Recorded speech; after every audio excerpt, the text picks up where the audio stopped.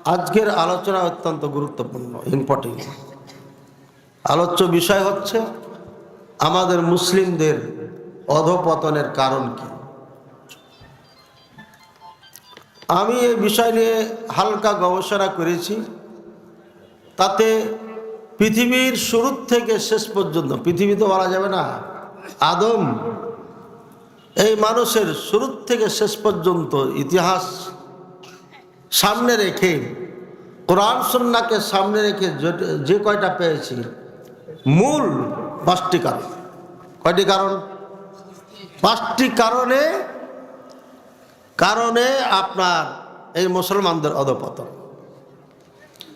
আমরা অনেকে বলে থাকি যে আমরা শিক্ষায়, টেকনোলজিতে পিছিয়ে আছি, এজন্য আমরা পিছিয়ে গেছি। আসলে কি তাই? আমাদের চিন্তা চেতনার সাথে বাস্তবতার মিল আছে কিনা এটার আপনাকে এক্সাম দিতে হবে। আপনারা স্পেন নামে কোনো দেশের নাম শুনছেন?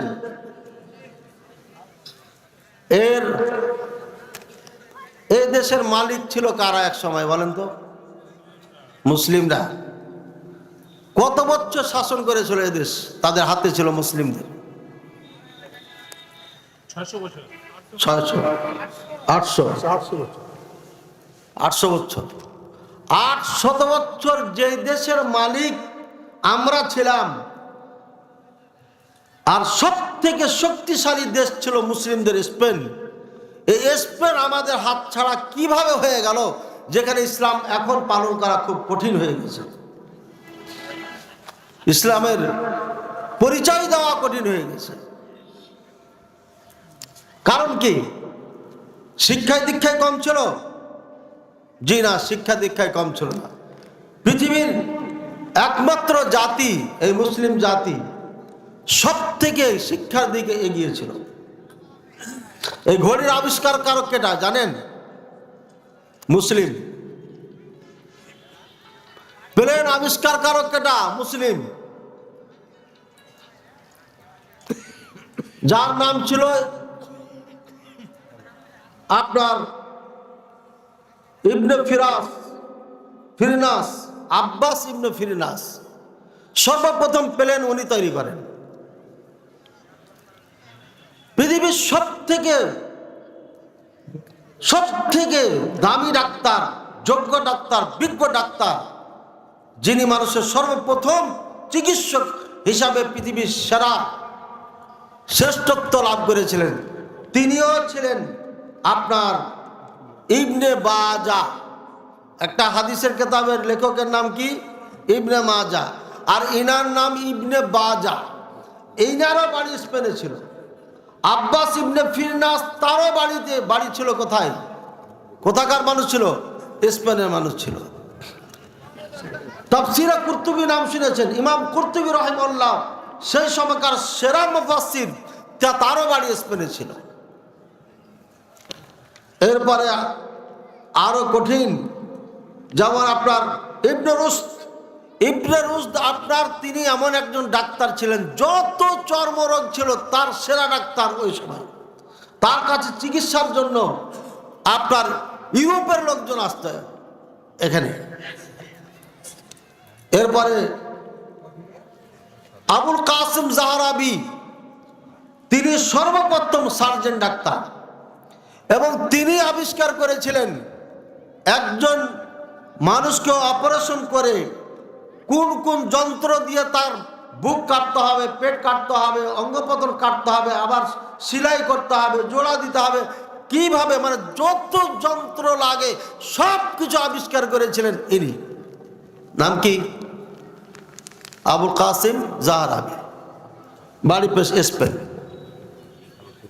উনি যত যন্ত্রাদি আবিষ্কার করেছিলেন চিকিৎসার, অপারেশনের জন্য, আজ পর্যন্ত একটা যন্ত্র অতিরিক্ত আবিষ্কার করতে হয়নি। ইতিহাস এটা।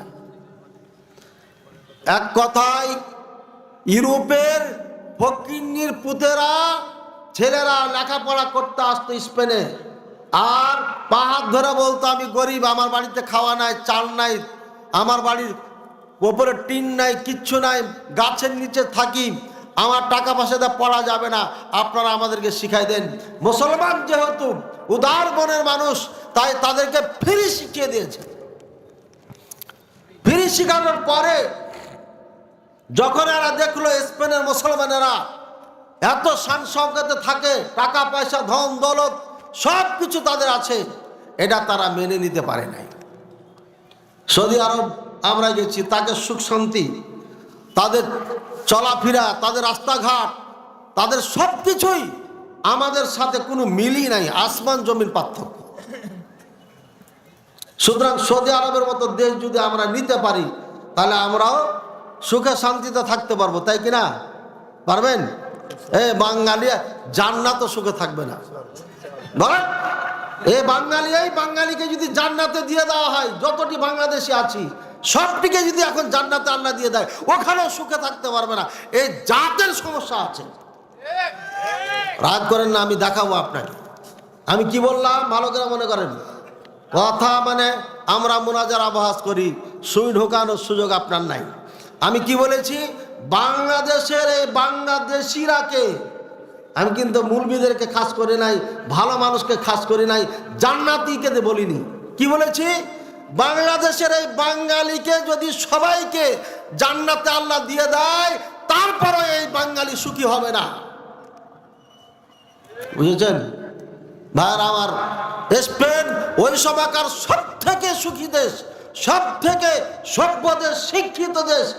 এদের পতনের কারণ ছিল কি বলতে পারবেন?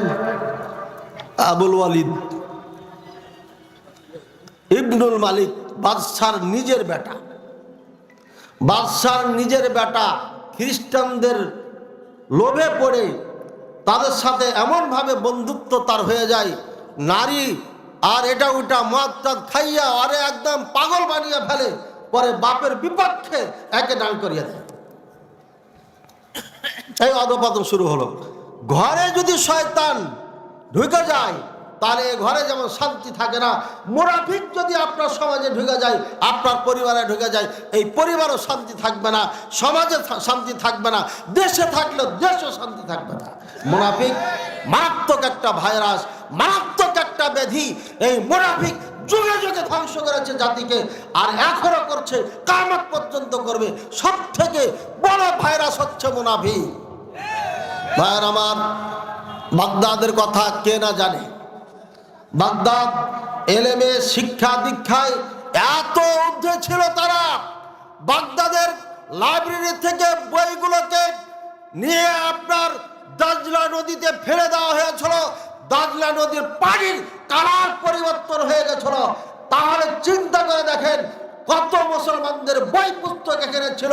এখানে শুধু তাফসীর ছিল তা নয়, হাদিস ছিল তা নয়, এখানে ছিল সায়েন্স, এখানে ছিল বিজ্ঞান, এখানে ছিল পৃথিবী, মানুষ রাজত্ব কিভাবে করবে গোটা পৃথিবীর উপরে, সেই শিক্ষা ওখানে ছিল। মুসলমান সর্বপ্রথম আবিষ্কার সমস্ত কিছুই করে গেছে। এই চোরেরা, লাল চামড়ার কুকুররা আমাদের ঘরে ঢুকে আমাদের সন্তানদেরকে মুনাফিক বানিয়ে তাদেরকে দিই আমাদের রাজত্ব ছিনিয়ে নিয়েছে, আমাদের অর্থ সম্পদ ছিনিয়েছে, আমাদের সম্মান ইজ্জত ছিনিয়েছে, আমাদের ঐতিহ্য ছিনিয়ে নিয়েছে, আমাদের সব কিছু তারা ছিনিয়ে নিয়েছে। এর তিনটা কারণ। শিক্ষা না। শিক্ষার মাধ্যমে যদি মানুষ টিকে থাকতো, স্পেন ধ্বংস হতো না, বাগদাদ ধ্বংস হতো না। বাগদাদ আজও রাজত্ব করত পৃথিবীতে। শিক্ষা এটা কারণ না। শিক্ষা তো দরকার আছে নিঃসন্দেহে, কিন্তু পতনের কারণ এটা না। পতনের কারণ কি? এক নম্বর, আল ইশরাক বিল্লাহ, আল্লাহর সাথে অংশীদার বানানো।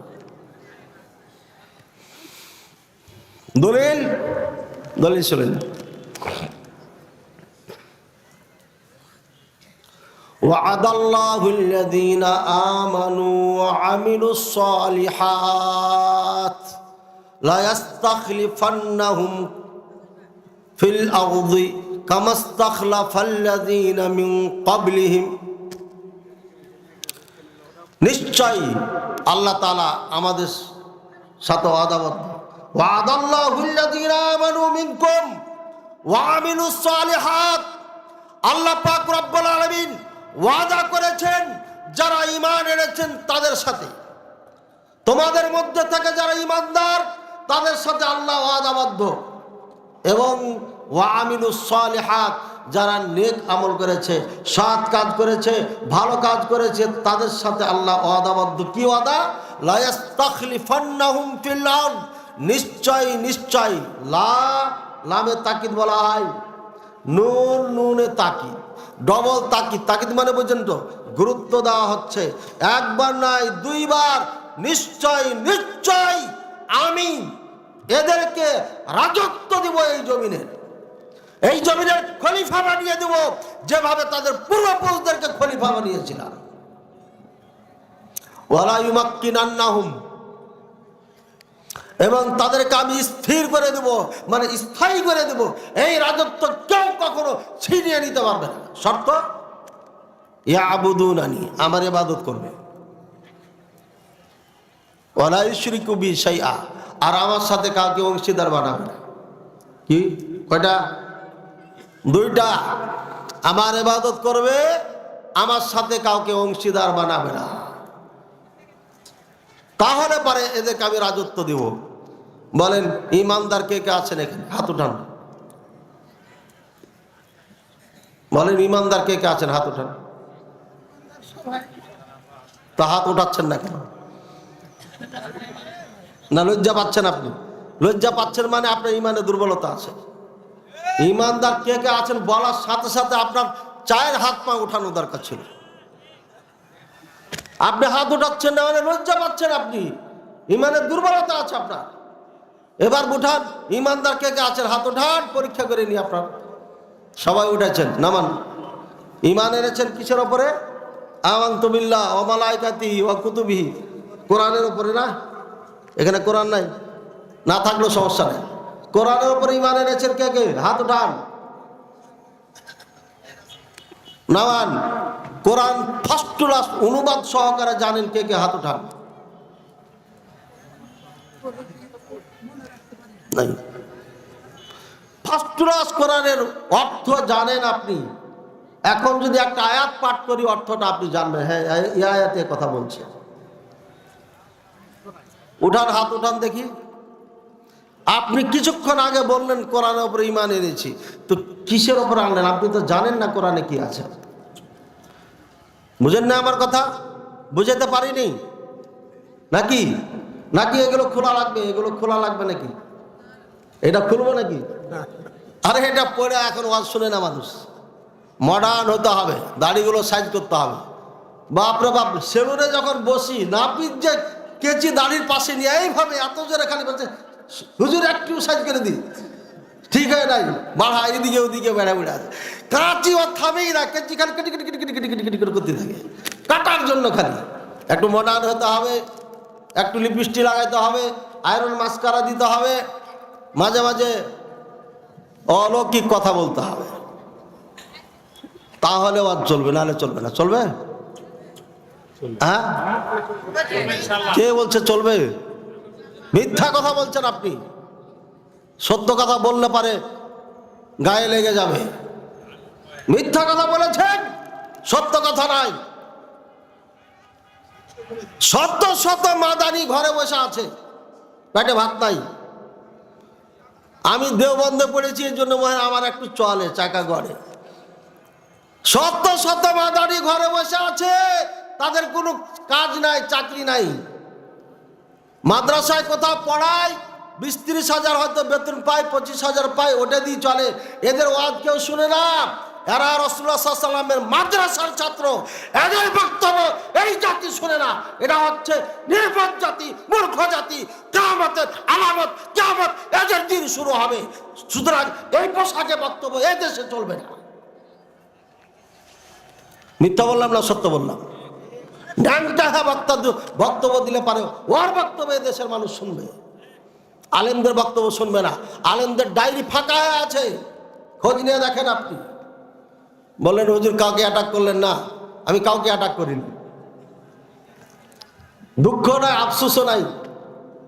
গাড়ি বাড়ি টাকা পয়সা সব কিছু আল্লাহ আমাকে দিয়েছে। আমি চাইছিলাম টিন শেড বাড়ি একটা আল্লাহর কাছে ছাত্র বয়সে, আর চাকরি করব, দিন পার করব।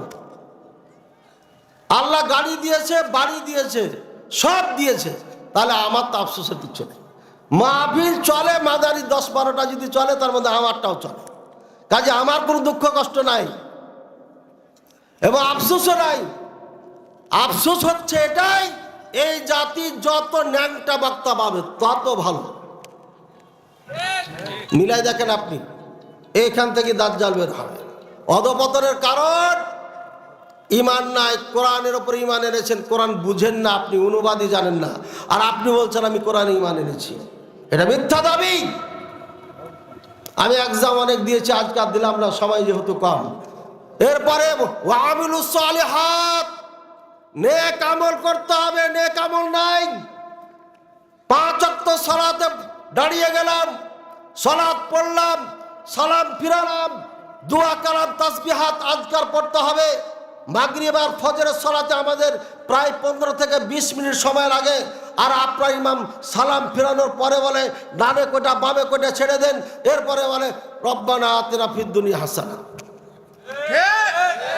নেক আমল বাদ, নেক আমল বাদ হয়ে গেল আপনার। বিসমিল্লাহ।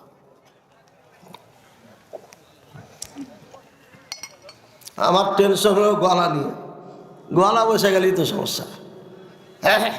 একটু ঠান্ডা বেশি লাগে আমার,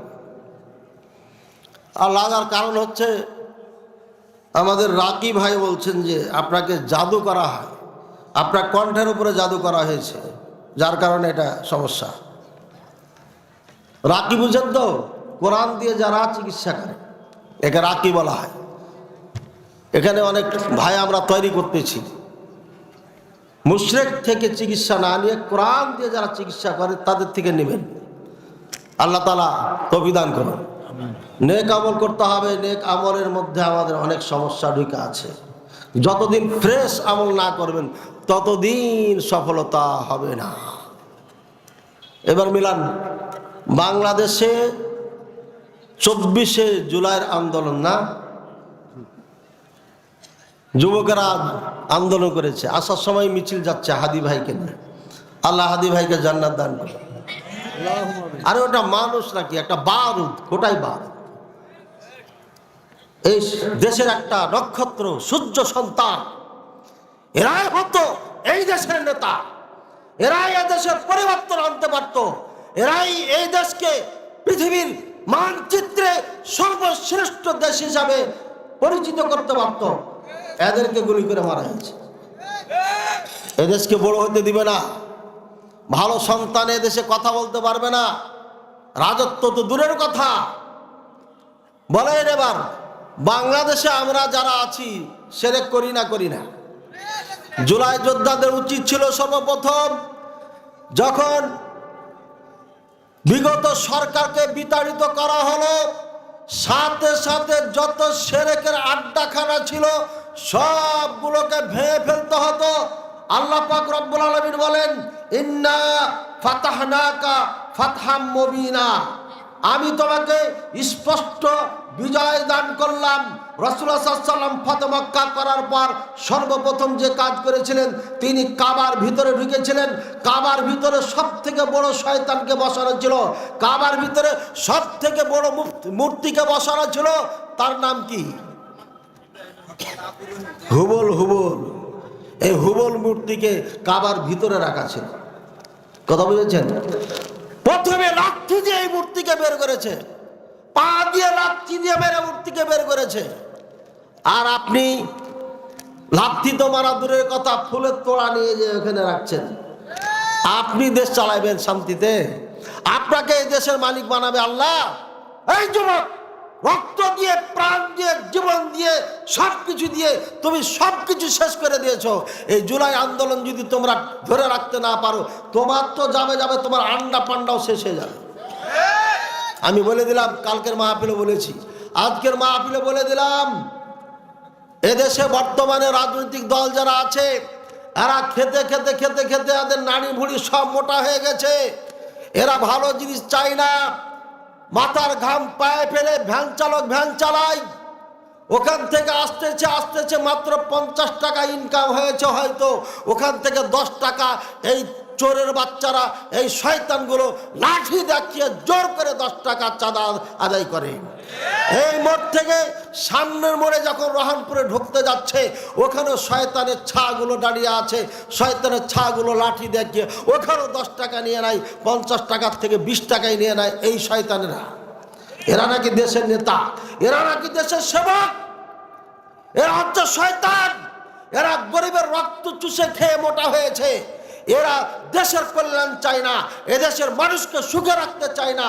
না হলে পারে কেন এদের সাথে আচরণ হয়, কেন এভাবে চাঁদাবাজি হয়, কেন পাসপোর্ট অফিসে হয়রান করা হয়, কেন বিআরটি হয়রান পেরেশান করা হয়, কেন খাজরা খারিজ করতে যে হয়রান পেরেশান করতে হয়, কেন আইডি কার্ড বানাতে যে বারবার টাকা দিতে হয়, কেন টাকা চাকরি নিতে যে ঘুষ দিতে হয়, কেন চিকিৎসা করতে যে 14,000 টাকা বিল আসে, এক দিনে নয় কয়েক ঘন্টার মধ্যে 21,000 টাকা দিয়ে আসতে হয়, কেন?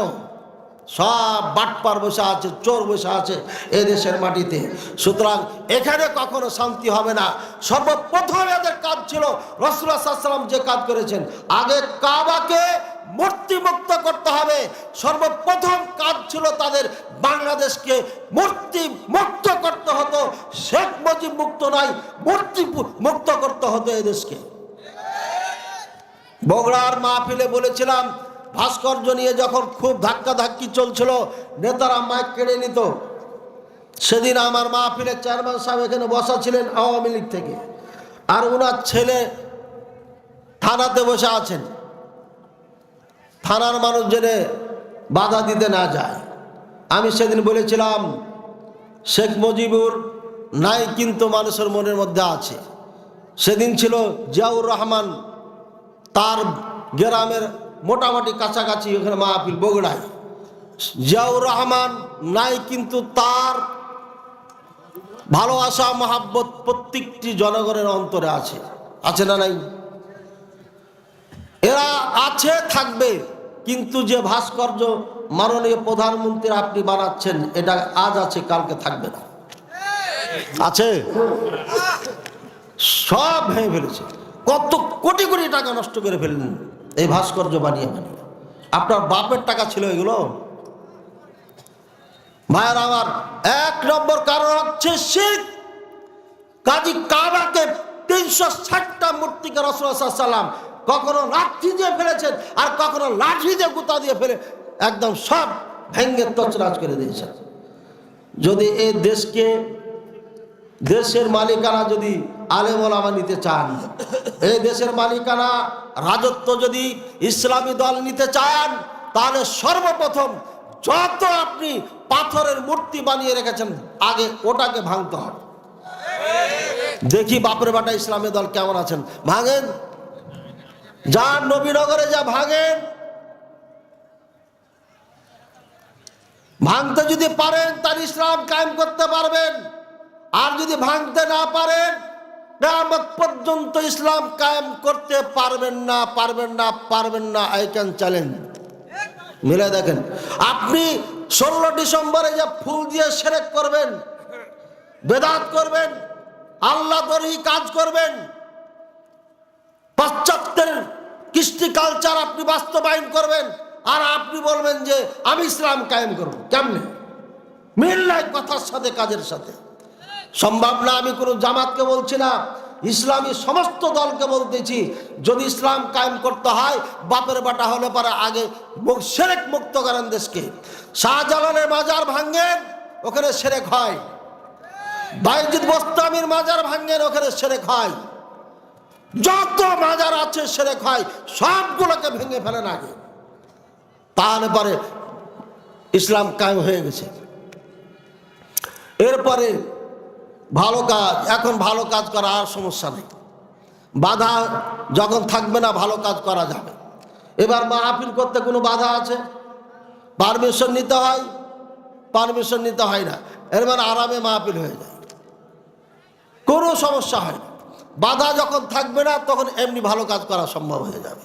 ভাইয়ের আমার, 1 নম্বর কারণ শিরক। শিরক যে জাতির কাছে থাকবে ওই জাতি জীবনও সফলতা অর্জন করতে পারবে না। এটা মুসলিম হোক আর কাফের হোক, কখনো হবে না। এবার দেখেন দ্বিতীয় নাম্বার, এক নম্বর কি বললাম? শিরক, মনে রাখবেন। দ্বিতীয় নাম্বার হচ্ছে কোরআনকে ছেড়ে দেওয়া। ফালিয়াহযারিল্লাযীনা ইউখালিফুনা আন আমরিহি আন তুসিবাহুম ফিতনা আও ইউসিবাহুম আযাবুন আলীম। সাবধান, সতর্ক হয়ে যাও, যারা আল্লাহর হুকুমের বিরোধিতা করো। ইউখালিফুনা আন আমরিহি, যারা আল্লাহর আদেশের বিরুদ্ধাচরণ করো, তারা সাবধান, সতর্ক হয়ে যাও। আন তুসিবাহুম ফিতনা, তোমাদেরকে ফিতনা গ্রাস করবে। ফিতনা কি? ফিতনা ফিল কলব, অন্তর ফিতনা হয়ে যাবে। অন্তরে ফিতনা কি? অন্তরে শিরকের মহাব্বত বসায় দেওয়া হবে, বেদাতের মহাব্বত বসায় দেওয়া হবে। কোরআন সুন্নাহ দিয়ে বুঝানো হচ্ছে এটা বেদাত, কিন্তু আপনি ছাড়তে পারবেন না। আল্লাহর আদেশের বিরুদ্ধাচরণ করলে ফিতনা দিয়ে দেওয়া হবে। আর সব থেকে বড় ফিতনা হচ্ছে আপনার শিরক, আপনার অন্তরে শিরক দিয়ে দেওয়া হবে। শিরক মানে কি?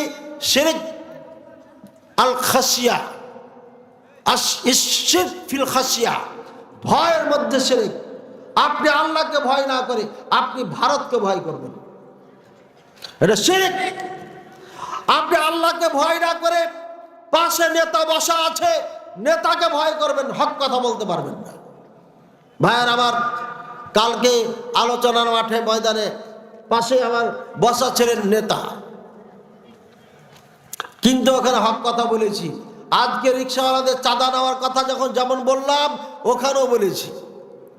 শুনে নেবেন, ওটা ইউটিউবে ভেসে বেড়াচ্ছে, লাইভ ছিল কালকে, সেটাও শুনে নেবেন। সুতরাং ফিতনা হচ্ছে অন্তরে, প্রথমে অন্তরে। অন্তরে সব থেকে প্রথম ফিতনা যেটা হবে, শিরক, শিরকের ভালোবাসা আপনার মধ্যে ঢোকাবে। আপনি 16 ডিসেম্বরে যে ফুল নিয়ে দৌড়িয়েছেন, ওটা অন্তরে ঢুকিয়ে দেওয়া হয়েছে ভালোবাসা। এটা করলে আপনি এদেশের ভালো নাগরিক, আর না করলে আপনি রাজাকার।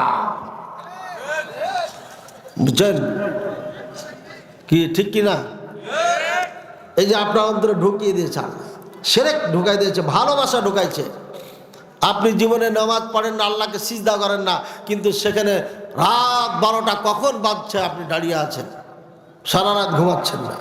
চিন্তা করা যায়, এ আবার বলে যে আমি মুসলমান, এ আবার বলে আমি মুসলমান, যে আজান শুনে মসজিদে যেতে পারে না, সারা রাত ফুল দেওয়ার জন্য দাঁড়িয়ে থাকে, এই বলে আমি মুসলমান।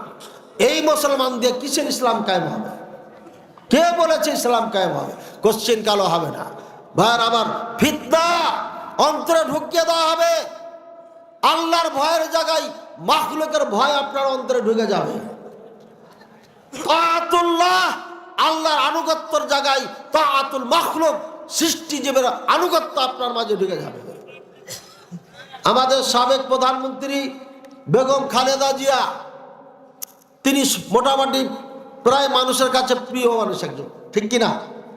কিছুদিন আগে অসুস্থ হয়েছিলেন, দেখেছেন? একজন পাকা দাড়িওয়ালা বলছে আমার যা লাগবে কেটে দিয়ে দেবো, ফ্যাকসা লাগবে দিব, কলজা লাগবে দিব, হ্যাঁ নাড়ি লাগবে দিবে, আরে এক কথা সব দিবে। ও নিজে মরে যাবে কিন্তু নেত্রীকে বাঁচাবে। দেখছেন? আর শিরক ফিল মাহাব্বা, ভালোবাসায় শিরক, শিরক ফিতনা, আনুগত্যের মধ্যে শিরক। এই দাড়িওয়ালাটাই হচ্ছে মুশরিক, এই দাড়িওয়ালাটাই মুশরিক।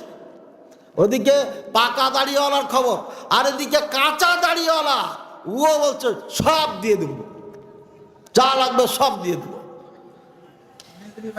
এটা হচ্ছে শিরক ফিতনা, এটা হচ্ছে আনুগত্যের মধ্যে শিরক।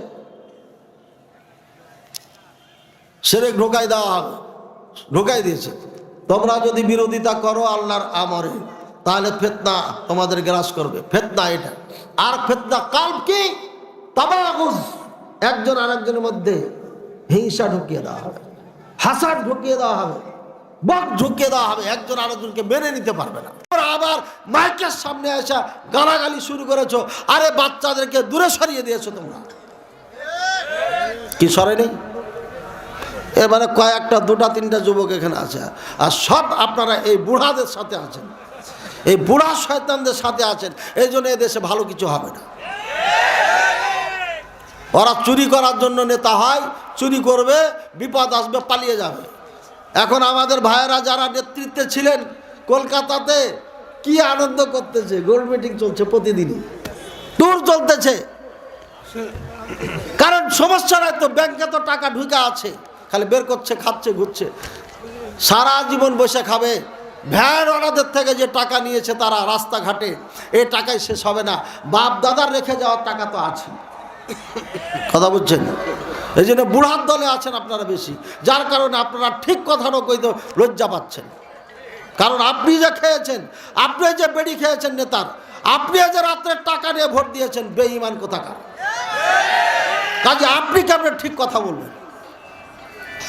এই রিক্সা চালক, ভ্যান চালক, শোনো, তোমার টাকা নিয়ে তোমাকেই রাজত্ব করছে তোমার উপরে। রাস্তায় তোমার থেকে টাকা নিচ্ছে, আর রাত্রে আসবে ভোটের আগের দিন চুপে চুপে রাত 12টার পরে। কলিমুদ্দিন আছো বাড়িতে? আরে নেতার মুখ থেকে শুনে বলছে আমি এটা, বলছে হুজুর আমি কেমনে নেতা হয়ে জানেন? 2-3 রাত থেকে আমি এই কাজ শুরু করি, রাত 12টার পরে আমি ঢুকি, বাড়ি বাড়িতে যাই, উঠাইয়া টাকা ধরে আসি। এই গভীর রজনীতে আল্লাহকে সাক্ষী রেখা কয়া, এ টাকা দিলাম তোকে, তুই ভোট দিবি কিনা? সাধারণ মানুষ তো আল্লাহকে ভয় করে, নামাজ না পড়লো আল্লাহকে ভয় করে। জি জি জি জি আপনাকে ভোট দেবো, কথা দিলাম, আপনি এতটি টাকা দিলেন, কালকে রিক্সা চালান লাগবে না। বেঈমান কোথাকার, 500টা টাকার লাগে তুমি ইমান বিক্রি করলে, তুমি ভোট বিক্রি করে। গাদ্দার কোথাকার, ভালো নেতাকে তুমি চয়ন করলে না, শয়তানকে দিলা, আর সারা জীবন তোমার থেকে এখানে টাকা নিবে, প্রতিদিন টাকা নিবে তোমার থেকে। দিন যদি 50 টাকা করে নেয়, তাহলে 5 বছরে কত টাকা নেয় হিসাব করেছো? ওখান থেকে তোমাকে কিছু টাকা দিলে সমস্যা কোথায়? একটু গরম পানি লাগবে, হালকা ঠান্ডা হয়ে গেছে।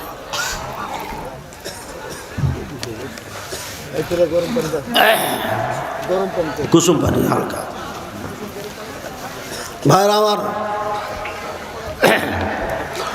ফিতনা, ফিতনা বুঝেছেন? এবার তুসিবাহুম ফিতনা, তোমাদেরকে ফিতনায় গ্রাস করাবো আমি। প্রথম ফিতনা দেব, ফিতনা যেমন দেওয়া দিব, কাউরির সাথে কাউরি মিল মহাব্বত থাকবে না। এখন কি তাই হয়েছে না হয়নি? ফিতনা আর ইউসিবাহুম আযাবুন আলীম, অথবা তোমাদেরকে কঠিন শাস্তি গ্রাস করবে। আল্লাহর আদেশ মানো নাই, দেশ স্বাধীন করেছ। উপদেষ্টা বানানো উচিত ছিল ডক্টর আবদুল্লাহ ফারুক হাফিজাহুল্লাহকে, উপদেষ্টা বানানো দরকার ছিল ডক্টর আসাদুল্লাহ গালেবকে হাফিজাহুল্লাহ, উপদেষ্টা বানানো ছিল দরকার ছিল বড় বড় বিজ্ঞ আলেম যারা রয়েছেন তাদেরকে। তা না করে তুমি ডক্টর ইউনূসকে নিয়ে এসে বসাইছো। ক্যা? ডক্টর ইউনূস থাকলে পরে ভারত হামলা করতে পারবে না, বিশ্ব কথা বলবে না। এই জন্যই অর্থাৎ আল্লাহকে ভয় না করে তোমরা বিশ্বের মোড়লদেরকে ভয় করে ডক্টর ইউনূসকে বসাইছো। ডক্টর ইউনূস সুদের সাথে এমনভাবে জড়িত যে এটা ভাষায় বলা যাবে না। এই বাংলাদেশের সব থেকে বেশি সুদ ঘরে ঢুকিয়েছে ডক্টর ইউনূস সাহেব। আর যারা সুদি লেনদেন করে এরা আল্লাহর সাথে যুদ্ধ ঘোষণা করেছে, রাসূলুল্লাহ সাল্লাল্লাহু আলাইহি ওয়াসাল্লামের সঙ্গে যুদ্ধ ঘোষণা করেছে। যে ব্যক্তি আল্লাহর সাথে রাসূলের সাথে যুদ্ধ ঘোষণা করে সেই ব্যক্তি দ্বারা এই দেশে রহমত আসতে পারে না। আমি এই কথা ফেসবুকে লিখেছিলাম, আমাকে তাড়াতাড়ি ফোন দিয়ে গেছে, তাড়াতাড়ি ডিলিট করেন, নাহলে কখন গ্রেপ্তার হয়ে যাবে। ছেলে মেয়ে ছোট আছে, কিছুদিন থাকার দরকার। আপনারা রাগ করছেন নাকি? আরে আল্লাহর রহমত কোথায়? ডক্টর ইউনূস একটা বিচার করেছে, ছোট্ট মেয়েটাকে যে ধর্ষণ করলো বিচার হয়েছে, স্বীকার করছে, তারপরে বিচার হয় না কেন? আমি শেষে আপনাদেরকে কথা বলে যাই, এই যুবক, তোমাদের রাস্তা দুটা, তোমাদের রাস্তা হচ্ছে দুটা। এক, রাতারাতি পালিয়ে যাও বিদেশে, যারা ক্যামেরার সামনে এসেছো, তাহলে বেঁচে গেলে। আর নয়, জামাত বিএনপি আপনারা তওবা করে এই বাচ্চাদের হাত ধরে সবাই মিলে ইলেকশন করে সততার সাথে এই দেশের দায়িত্ব নেতৃত্ব হাতে নিয়ে এই দেশের মানুষের সেবা করবেন। আর না হয় বলে গেলাম, যেই দল ক্ষমতা আসুক কয়েকদিন পরেই আওয়ামী লীগ আবার আসবে, তখন এমনভাবে সাইজ করবে চোখে সূর্য দেখতে পাবেন না, খালি অন্ধকার দেখবেন। কারণ কানা লাঠি একবার হারাই, বারবার হারাই না।